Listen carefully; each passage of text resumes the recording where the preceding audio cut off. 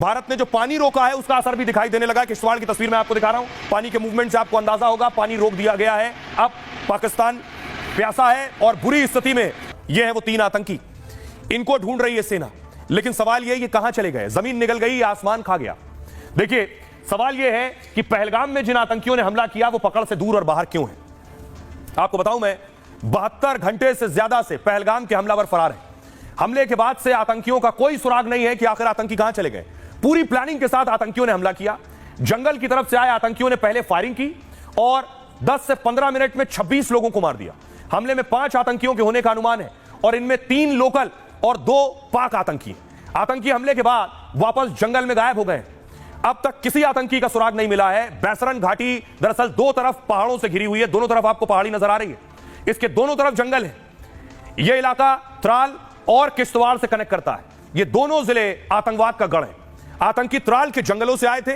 पहले से पहलगाम से त्राल का सड़क का रास्ता 55 किलोमीटर का है अगर सड़क से आएंगे, लेकिन जंगल से जाएंगे तो यह 20 किलोमीटर हो जाता है।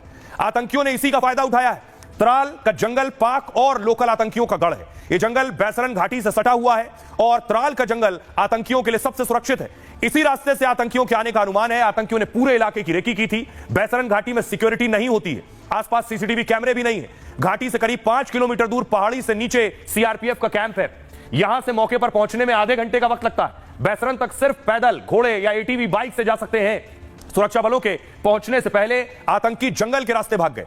अब घाटी के जंगलों में आतंकियों की तलाश हो रही है और आतंकी कब मिलेंगे, कैसे मिलेंगे, कोई नहीं जानते। ये जो आप पीछे पहाड़ नजर आ रहे हैं आपको, यहां जो भाग कर छिप गया उसे ढूंढना बहुत मुश्किल है। हमारे सहयोगी सुमित ग्राउंड जीरो पर है, पहलगाम में है। वो बता रहे हैं कि आतंकी कैसे भागे होंगे, कहां भागे होंगे और कैसे छिपे होंगे। उनकी अब सवाल यह है कि जो आतंकी अब तक नहीं मिले, जो पहलगाम में शामिल थे, उनकी तलाश हो रही है। लेकिन उनमें से एक आतंकी आसिफ का घर देखिए आज उड़ा दिया गया है। यानी जो कश्मीर में आतंकी हैं और फरार हैं, उन पर एक्शन हो रहा है, उनके ठिकानों पर हो रहा है। आसिफ शेख उसी में से एक बताया जाता है।